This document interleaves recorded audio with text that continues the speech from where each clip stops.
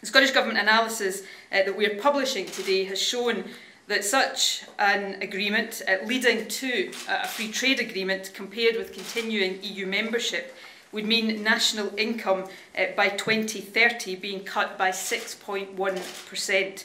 Let me put that in context. That is equivalent to £9 billion or £1,600 per person in Scotland. £1,600 per person in Scotland, that is the price of the deal that the Prime Minister is asking MPs to vote for.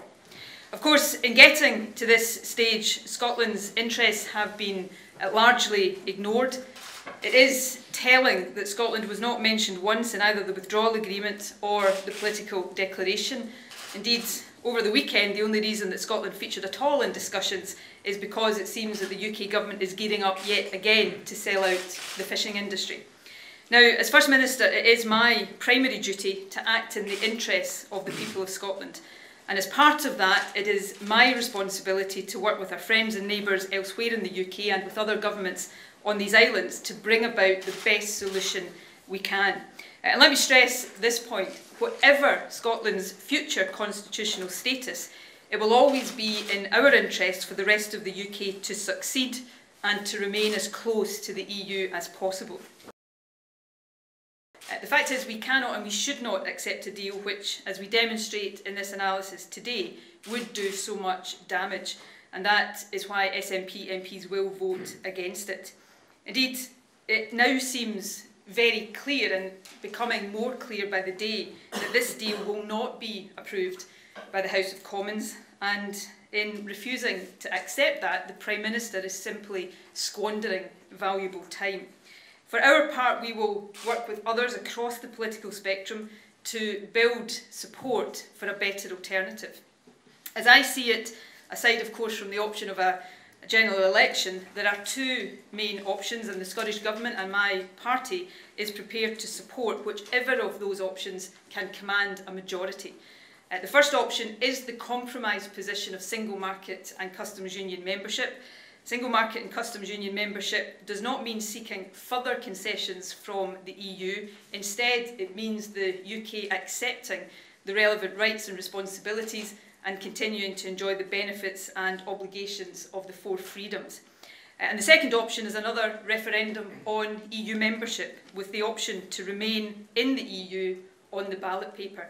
As I said a moment ago, the SNP will support whatever option can command a majority, although I should say it will always be our preference to look at options that see us remaining in the EU.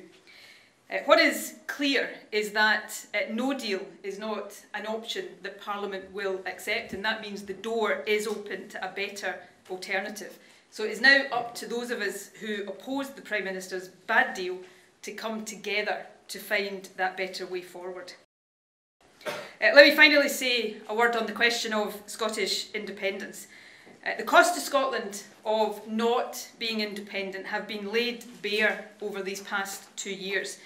The EU has shown independent Ireland nothing but solidarity. By contrast, the UK Government has shown Scotland nothing but contempt. Any idea of the UK as an equal partnership of nations has been a casualty of this Brexit process. Instead, a Westminster government that Scotland did not vote for is intent on pursuing a path rejected by 62% of the Scottish people, a path that will hit the Scottish economy, lower living standards, damage our NHS and restrict opportunities for this and future generations. And along the way, to add insult to injury, Scotland's voice has been ignored, our interests sidelined and the powers of our Parliament downgraded.